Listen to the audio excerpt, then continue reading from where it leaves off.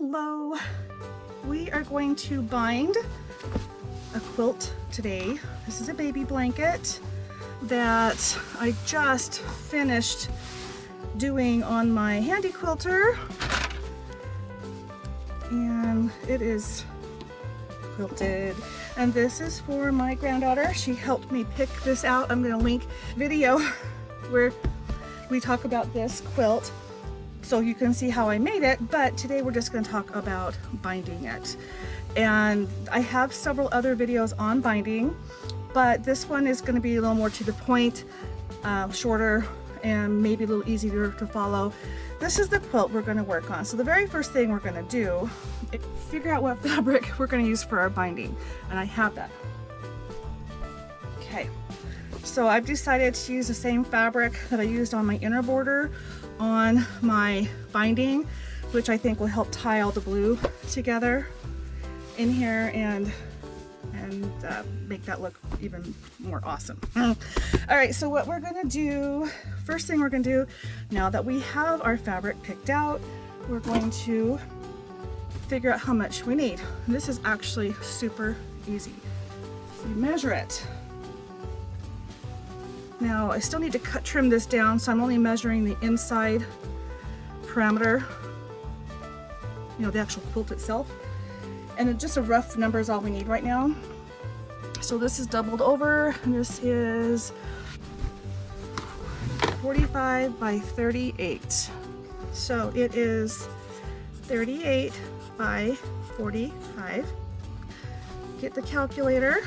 We're going to take 38 times 2 and 45 times 2 because there's two sides of each of those dimensions. Does that make sense? So 38, 38, 45, 45 equals 166 inches around. We're going to take that and we're going to divide it by 40, and that equals 4.15. I'm going to round up, so I need 5 strips. There you go. And we will have extra. So the reason I do the 40 is a 2.5 inch strip. Typically the width of fabric is between 40 and 44, and I'm assuming that it's on the longer side, but we also round it up, and that we're going to do mitered seams, although we could do straight seams if we needed to. So I've got my fabric folded over, and I'll also link a video where I talk about how I organize my fabric and why I cut everything and how I fold it to be this, which makes it easier for me to cut. But anyway, it's doubled over, and we're going to do 2.5 inch strips. We've got 2 right there. I need 5. 2 more, and now I only need 1. And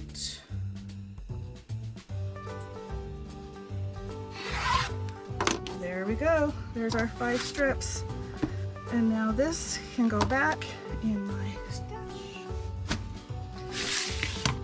And then I'm going to take all of these, and actually I'm not going to cut the binding or the selvage off just yet. It's not a bad thing to have it on when I'm sewing. We are not going to sew that in, but you can choose to cut it off now or later, and I'll leave it on for this demonstration, but it will still be getting cut off. So you can choose to cut it. But then I'm going to go to the machine. I'm going to miter the joints and sew them all together, and you'll get to see how I do that. But just really quickly, this will be our machine. Okay, we're going to make this marker tip the sewing needle. So we're not going to sew the selvage, you following? But we are going to take the next piece, not the end of that one, this one, and put it across, right sides together, making sure that the selvage on both is not included in my sewing area. And now we're going to pin this. Easier said than done. Sorry. Okay, so I'm going to pin this. You don't have to. Makes it easier. Again, this is our sewing needle, and I'm going to show you on the machine, but here's our straight stitch right here. We're going to go corner to corner as we sew it. So it's going to go through like that. We're going to have a seam, and you can use a pencil, or you can even just fold it if it helps you. I like to just use the line on the machine. You could just fold it back like this. There's my angle. Line this up. Again, you want the selvage edge out of your sew area. And then when you're sewing, there's our needle again. We're going to go right down and follow from corner to corner, but we're going to follow that line. So you could draw it, you could fold it, you can just eyeball it, and then you're going to have a stitch. And then we're going to come in through and 1/4 of an inch on the right, cut that off. But we're going to chain piece and sew all these together and get to that point. Oh, I'm at the machine, and this is selvage edge. Even though it doesn't have the white edge, these are both the selvage edge. 2 ways you can tell. One, there's little dots in it. It's also a little frayed on this side, but the biggest thing is when you flip them over, you're going to see that the fabric is more densely woven through that little area.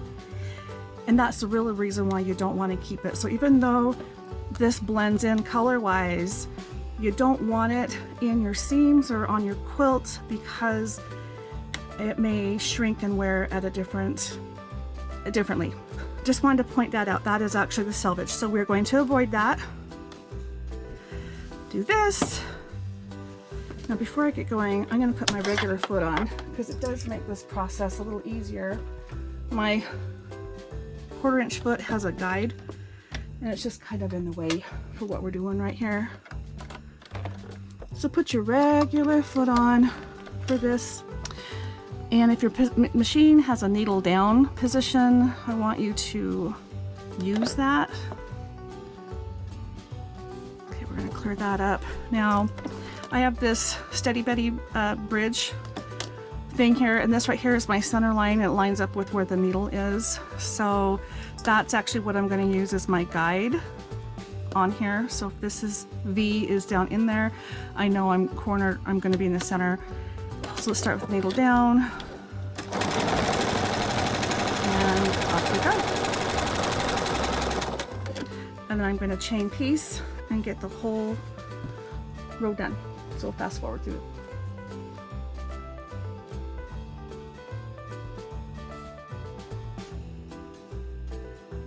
Biggest thing is remember right sides together. If you have batik or a solid, that doesn't matter, then don't worry about it. But this one, it does matter.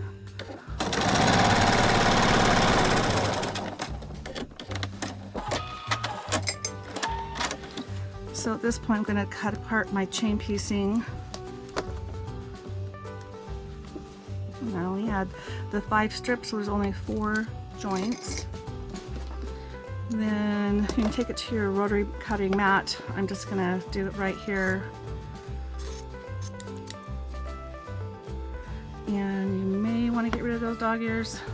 Just depends on if they're in your way. You can round them off.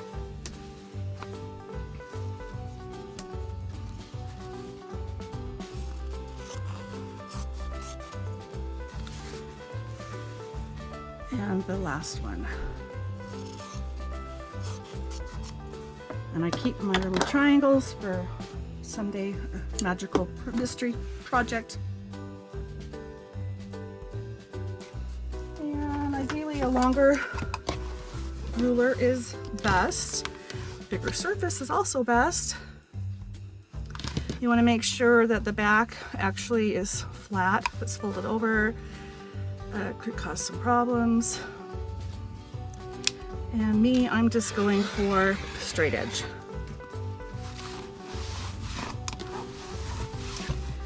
And since this is small, this is going to go quickly.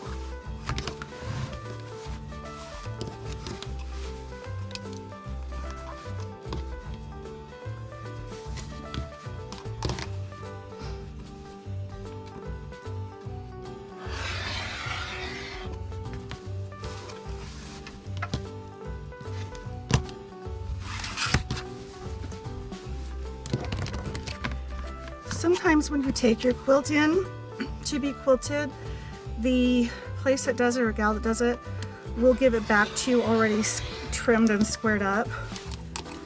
I like to do it myself, so even though the place I take it to will normally do that, I choose to do it myself. So you may not have this step, or if you do it yourself, you will have this step, but there we go. Now let's go put our binding on.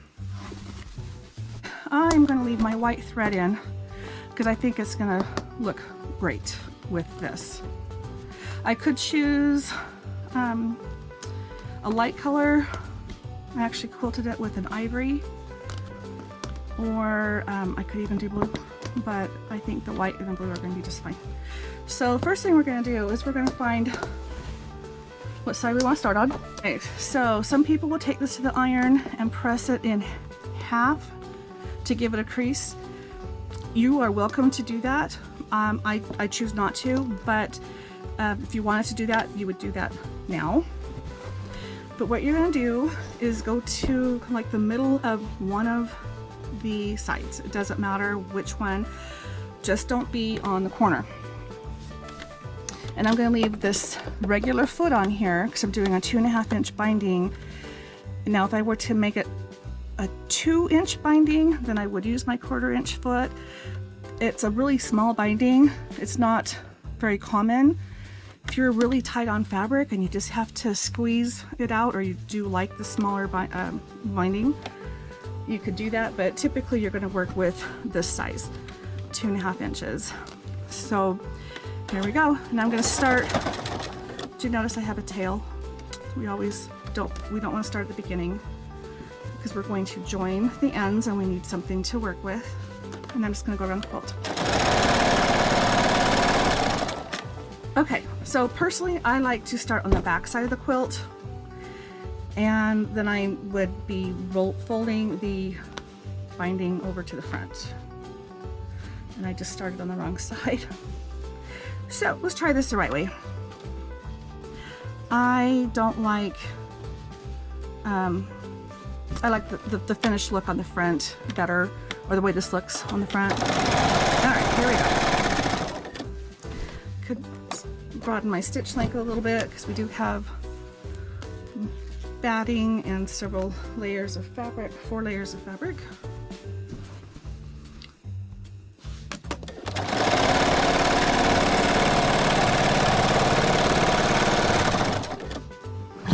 Don't ever pull your fabric through the machine. I'm just assisting my machine. I don't mind it being a little smaller stitch. I think it makes it a little tighter, but if I make it a little bigger stitch, it will pull itself through easier.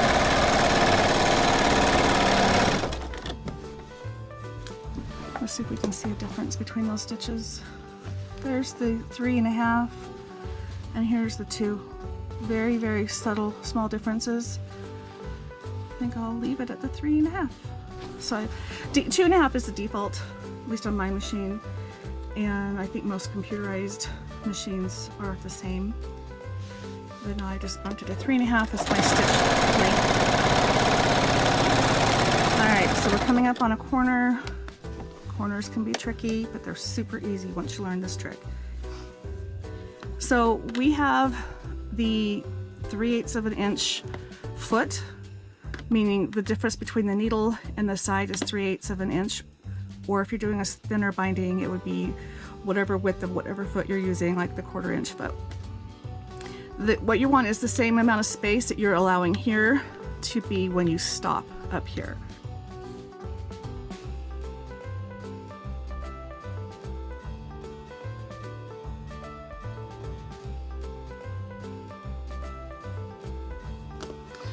Okay, so I'm going to show you a different way because my battery died on that last part and I didn't realize it, so you're missing the whole binding part. So I'm just going to make a quick review, and I'm going to do this with white thread so you can see it easier. I have a little tiny mini blanket that won't even need 2 strips, but I've got 2 strips here. We're going to sew the diagonal bias seam, and I'm just following the arrow, the line that was here in the middle to do that. and then cutting it off. And you want to make sure you don't have this salvage edge in there, and so that's why I had it hanging over the way I did. But you just go one corner to the other. Struggling. Okay, one corner to the other. All right, and now that we have this, here's our little joint. We're gonna go over to our, I'm gonna call it a doll quilt because it is tiny. But before I do that, I'm going to do some quick stitch in the ditch on here because it has no quilting at all. I think it needs something.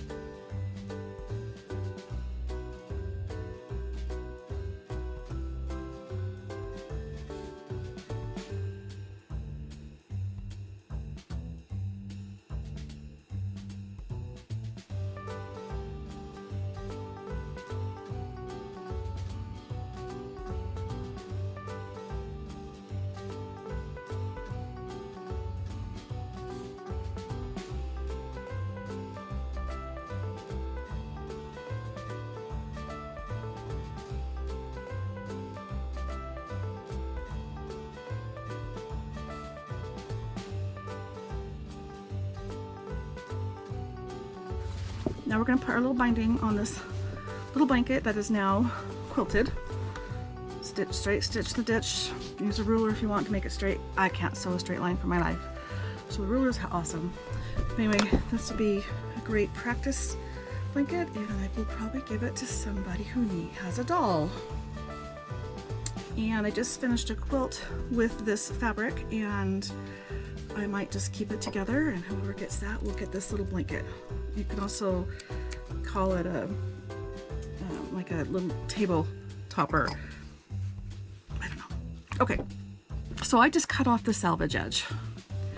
We don't really care if that's straight or not because we are going to join the edge on a miter when we get to that point. But what you do is you fold it in half. Some people like to press it. I don't see the need for it, but it does make some people really happy. So, I don't know if you noticed, but when I went around, I wanted to try to catch the edge. It makes it a lot easier when you're binding, but also if you stay real close to the edge, it should be caught in the binding. So what you do is you come down a little bit, doesn't matter how much, just as long as you give yourself some room. Come down a little bit, and in the middle of the seam. So I start with the back and then roll the fabric to the front, and this will take very quick. This will be fast.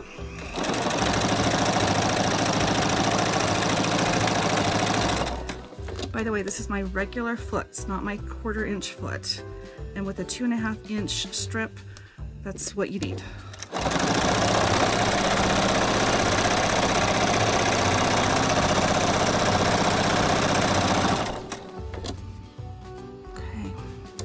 Now, when we get to the corner, we are coming out about 3/8 of an inch, which is the space between this red line and the foot, and we want to stop the same amount of space from the corner. And I'm just kind of eyeballing it.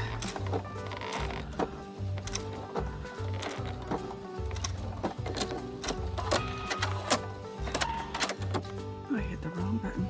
Anyway. So, and we're really close. Now you're going to come here, fold this up so it is straight with that.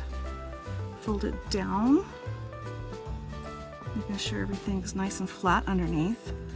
And then you should have this. What we're going to do is we're going to start at the top and come down, but if you didn't stop where you're supposed to and you went too far out, you will not have a pretty corner. So this is where it makes a difference. So do that.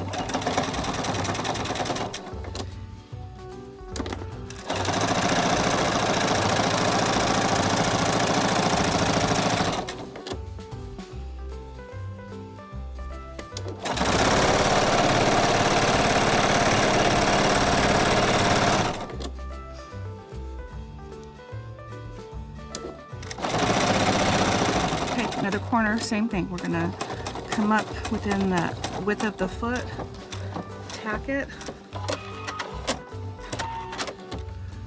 double check it. You may need to go a couple stitches closer. I probably could. I think that actually will be fine. We're gonna go up and then come back down straight.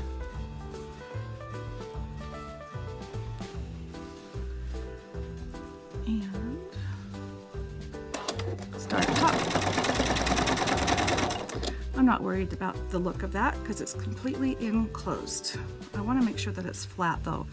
Now the reason we did a mitered seam is so that it distributes this seam over this 2.5 inch area or whatever width your strip is. And then you don't have such a big mountain. Some people will press this open. I find that it does just fine the way it is, and I don't bother with that, but you could.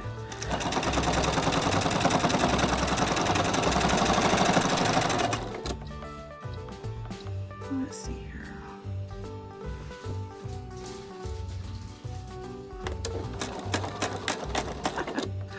I've got my machine hooked up.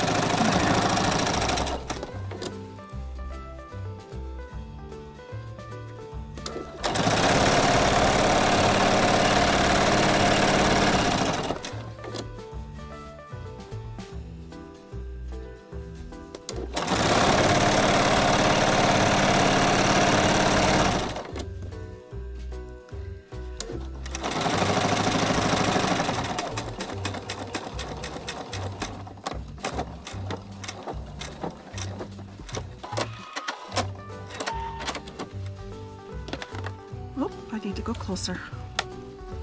That's yeah, that's too far away. It would be very noticeable. We want to go as close as we can without entering that width of the foot space because it makes a difference on the corner. Now, I'm going to show you what we have been doing. So here's our little miter. We start up here, and when we turn it over, that's going to look like that. Look how pretty that is. If you were to go too far with this stitch, it would just not even work. So this is supposed to look this way, and it's going the right way.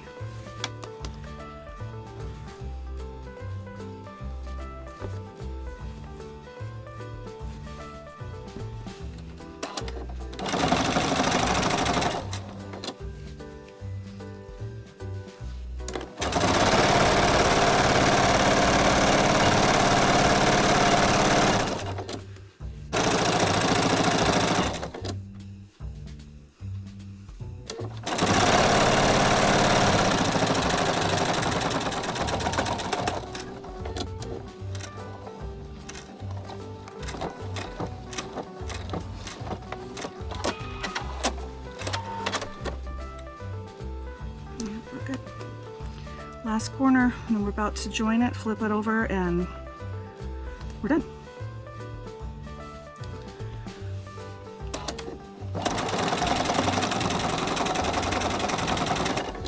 All right, so I am going to stop right here and now bring up my end and join it, but I need some wiggle room, so that's why I stopped where I did. Now I'm using a 2.5 inch strip, and so I need a 2.5 inch overlap to do the mitered joint. You could do straight stitch. It does give you a little bit of a hill, and I did that for a long time until I was confident enough to do this. It does work. You just get extra bulk, so this is nice if you don't, if you feel comfortable enough to do it. But you want to go about 2.5 inches. I can kind of eyeball it, but yep, pretty good, Lynn. Yeah, from the 12 to 10.5. That's 2.5 inches right where my finger is. So I'm gonna cut it about there. I didn't make a very good mark, but I can still see it. Okay. Okay, so now we're gonna do what we did in the very beginning and what we just did, and that is add a mitered seam by putting right sides together overlapping it. Now because the bias, or the selvage edge is already cut off, I don't have any overhang right now. I do want to make it easier for me because this is kind of tight and it wants to wiggle. So you can pin it. That's going to be in my way. I'll try this. You're going to go from here down to here. You can do any of the ways you're comfortable with to do that. You don't want to sew over your pin, and it seems to not want to be in anyway, but we're past the hard part.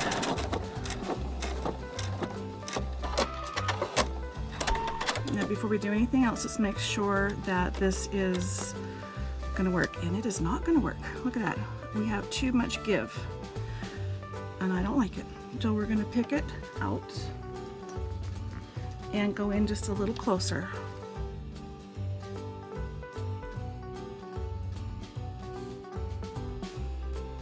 Okay, so let's see what is going on here. I think I have more than 2.5 inches, I think, because I had some slack. I might have just cut that in the wrong spot, huh? Well, it is a tiny bit too long, and it made a difference, didn't it? It's actually easier to work with it being a little tight. It's easier to work it in.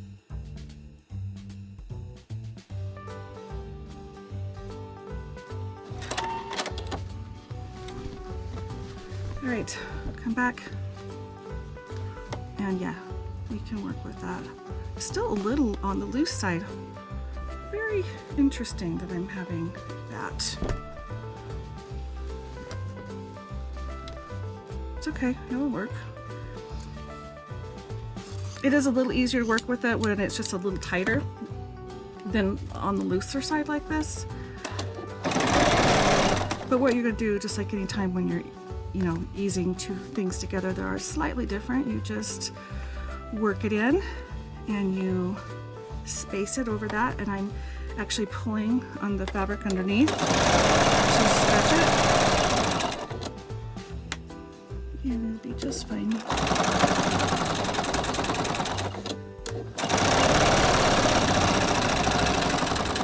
That little pucker you see is only on the inside. That you're not going to see. All right, so let's flip it over. Now, if you had a label, you can sew it into your binding. You also can just, I have two different kinds of labels. I have one that's a square that I sew on the blanket itself in the corner. And then there's another one that is a tag that I can put in the binding. So I can do this and then have the tag come up here, and it's not very big. And I think I'm actually going to do that because I have some new tags. It's my new tag. So just fold it over, machine wash, and dry. And then by doing this, this will go in the seam. And I'll just move it down just a tiny bit. It's my first time using this one. And I actually, I really want it on the back side, not the front side. Well, this is a pretend blanket, right? Darn it, I'm not gonna do it. I haven't tried that one for a while, so I kind of forgot. All right, so we're gonna go to the corner. I like to start in the corner. When I turn the corner, I go on the back side. You don't have to. I just like it because it gives me a nice clean start and stop. Where so I can bury that start and stop to keep the threads more covered up, so they're not going to unravel as easily. I'm all about reinforcing. Now we do have a lot of start and stops in the corners, because there's a lot of threads, and I'm just trying to fix that. And I don't know if you noticed when I was quilting, I tried to keep one continuous line. Oh, don't do that. Don't ever do that. Guess what? We're gonna put a label on that after all, but a different kind. Wow, I can't believe I did that. So here's my other label. It is just a flat label, and I'm gonna just actually use it as a patch. I have not done that before, so of course I'm doing it when I'm making a video, and things happen. So before I go any further, I want to see what this is going to look like, and if I should sew it down there. Probably should, huh? When I put a patch on, or a label, I'll do it more like this. I'll center it, but it'll be on the back side. In this case, this actually looks like it's intentional because it is pretty centered over there. It's just so close to the edge that I think I want to include this in the binding, but also do a top stitch. So I'm doing kind of a combination. And let's find the center, because we're off. And that actually, I did. I found the center. Now we have already started to sew back here, so I'm going to not go over that line, otherwise it's going to show up on that. I'm just showing you all kinds of boo-boos. I think I just did what I told you not to do.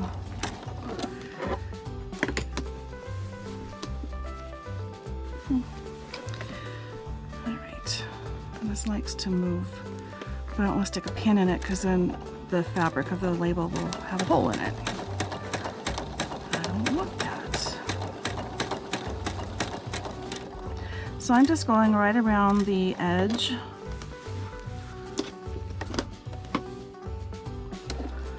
And if this wasn't where it's at, I would actually go around all four, but I'm only going to go around three because there's no need for that other one. It's going to get caught in the binding when I wrap this around. It's actually not a good idea to use big scissors because it is a little out of control, like what I just experienced. Okay, now this is a bulk because we actually ended up with one of those mitered seams, so it's going to be a little on the thick side. And I want to actually thin this corner down a little bit because there's so much in there. Again, we're going to start in the middle or in the corner.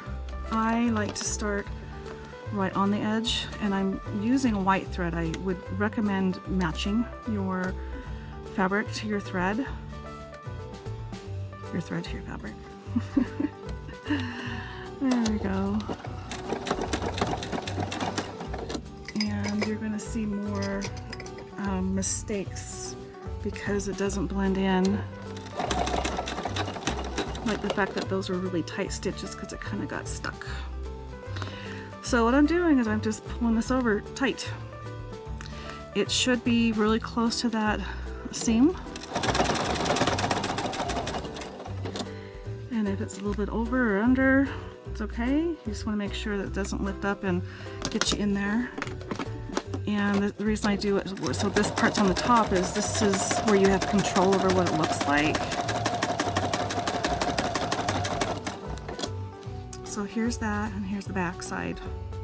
And again, if your threads match, you will not have anyone noticing that. And I am going to purposefully make sure that I am going over to catch that label.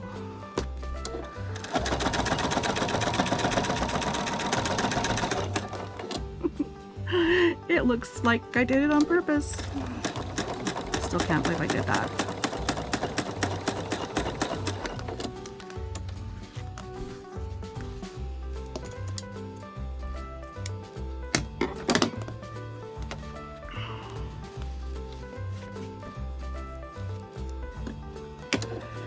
Some people like to use the clips. I prefer to just use my fingers and hold it down and just go a little at a time. Pinning is kind of hard. It is a bit thick, but if you can make it work and it works for you, do it. Okay, so we're getting to the corner, so we're going to pull this up and pull this up and do that. There's a little corner. And I have a new trick. If you do this way, where you pull this down and bring this one up over it, let's see. This is where my fingers just don't like me. Okay, here we go. We're just gonna try it. Now I have that little purple thing. It's like a little pointer. There we go. Just had it. This is super helpful. It has this pointy edge and kind of a flat edge, and it's great for stuff like this where you need to hold something down, but you don't want your fingers in the way. Plus there's just no room. Make that as pretty as you can. And I need to actually raise my foot to get me in there. I am having some issues with carpal tunnel, so I'm struggling with my fingers and my wrists, so it is a bit of a challenge for me to do anything these days. Okay, so what I like to do is go forward. First of all, we're going to go to the corner and then make a 90-degree turn.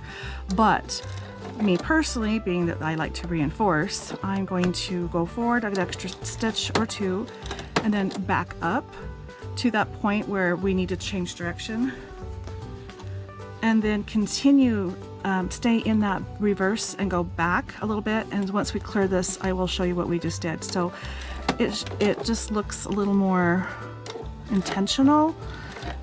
And when you have the thread that matches, you just don't notice it. But I like the security of knowing that that corner is really well tacked down. So let me get a little farther away from it and then I'll show you. Trim your edges, tuck your little threads.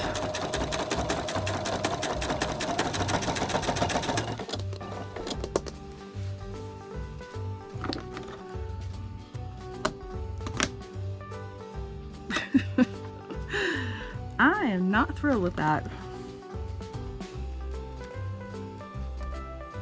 But if I had matching thread, it would not be as noticeable. And I got my stitch length widened, but it's kind of like the machine's struggling. Maybe I need to go just a little more.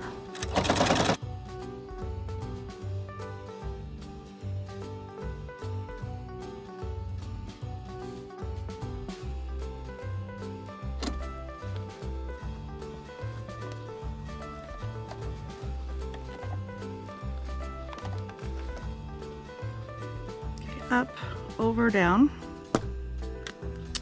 Make a pretty little point. Bring your needle all the way down if you can.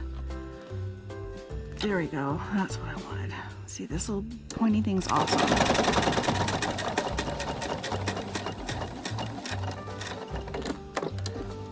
One, two, back up. And this is a much better corner.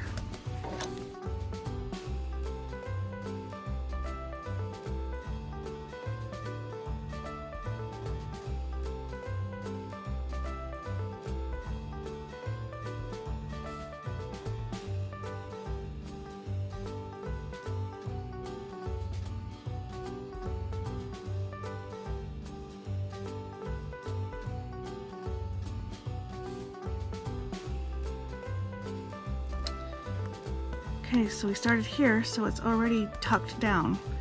And what I'm going to do is come down here, go around the corner, making that as pretty as I can, considering the fact that we have a seam running through there.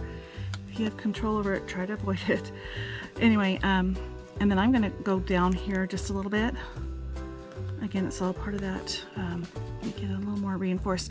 If you want to start in the middle of the side, go for it. This is just my preference because now that beginning stitch is completely enclosed and there's one less opportunity. And this is not a very pretty corner, I can see, because again, that bulk is there.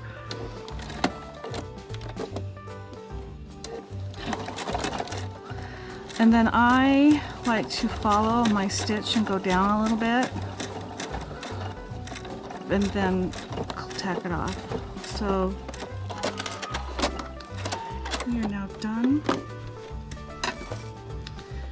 And I'm surprised that turned out as good as it did, because there's a lot of bulk having a seam right in the corner.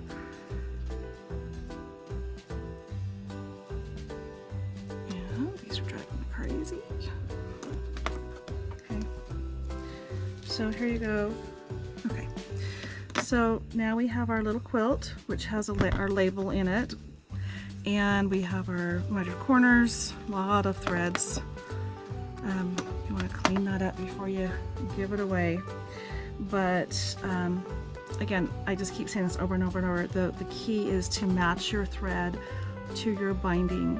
I wanted it to be noticeable to you, and unfortunately you're really seeing all my mistakes, but when the threads match, it's not as noticeable. And that's just an ugly corner because there's a lot of bulk there. Again, we've got that joint going right through there, and the luck of that happening is pretty rare, but it happened. But let's look at some really pretty corners. So here's one. Oh, here's the back side. Here's the front side. And so this is what you are looking for, is to have, it looks like a picture frame. You have a little bit of a crosshair that backs up. It's not too far. You don't have to do that. You could just go right to the corner and go down. Like I said, there's a lot of bulk in there. I'd like to have it in there. I'm gonna keep picking at this, so I need to stop.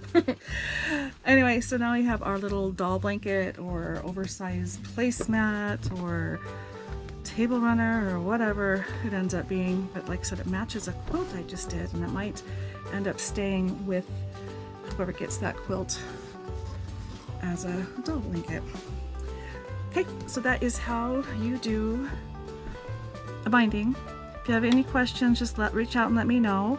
And I am going to show you the finished product for the quilt I started to do, because it turned out so cute, and my grandkids are holding the pictures.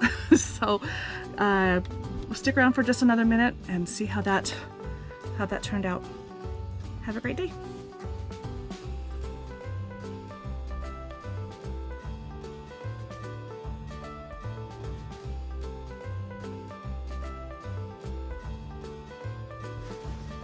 Okay, we are done.